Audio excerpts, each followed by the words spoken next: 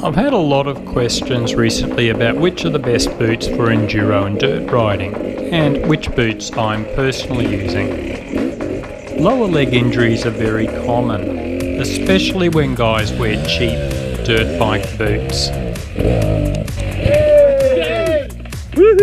My first tip would be spend money for top quality boots. Boots and a good helmet are the two protective items you really should put some money into. And I'm speaking from personal experience.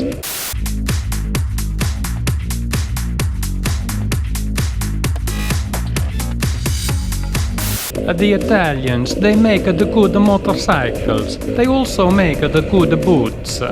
Which are the best boots? Generally, the Gaerne SG12 and the Sidi Crossfire boots are seen as the top two. And yes, it's pronounced Garnay, not Gern or Gay-urn, as most of us have been saying for years. Yes, there are other good quality boots and at similar prices, but overall these two stand out in user reviews in terms of comfort, protection, longevity, sole wear, and how easy they are to walk in. It was just a personal choice. I opted for the Sidi Crossfires because they are about on par with the Garnays in terms of quality, but usually about $100 cheaper. Yes, I'm a tight ass even when it comes to the important stuff. So why spend a lot of money? Many riders like cheaper boots because they are more flexible, but this is because they have less protection. Sidis and Garnays are well known for not needing any braking in. They are comfortable immediately, they let you do gear changes and apply the rear brake easily, and they're easy to walk in. But the thing is, you get full protection at the same time. Here is a comparison with a cheap boot. So I've got my Scott 250s here and Sidi Crossfires for the expensive boots. So checking side forces, Sidis nice and strong, and in comparison Scott's not so good. In terms of front and rear flex, good. It's got a hinged sole, it stops at a certain point, which is what you want. And then the Scott boot, yeah, not quite the same. Now shin protection, the Sidis got a very hard plate here, and you can see with the Scott here, it's okay, but you can push that in a fair bit. It took 300 rides for that Sidi sole to get to that point. And the Scott boots, only 50 rides, and look, it just started disintegrating. That pulled away as well. It's very annoying when a buckle comes undone when you're riding. Sidis, never an issue.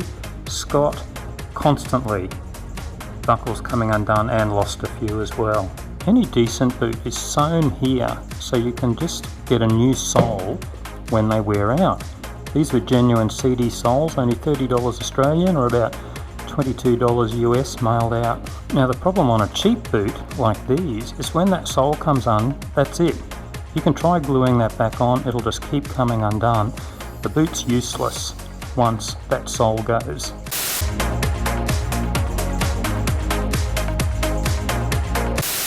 Similar to helmets, you must make sure a boot is the correct fit and comfortable. Too many guys buy cheaper boots online, then find out they simply don't fit. Support your local bike shop, try the boots on there, have a good walk around, and buy them there as well. Many want their boots to be waterproof. No manufacturer will guarantee this, of course. A more expensive boot generally will stay waterproof longer, but only for a certain time. My Sidis were waterproof for about 3 months, then over time have gradually allowed more and more moisture in. It's the same with Garnays from what my riding buddies say.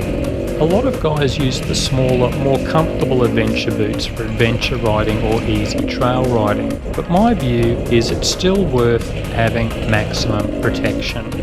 If you pay more for good boots like the Garnays or Sidis, you will still have the comfort and the protection.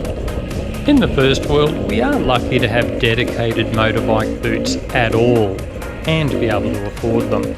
I like to do a little reality check from time to time, and you might remember this Malaysian rider and his bike from a recent video.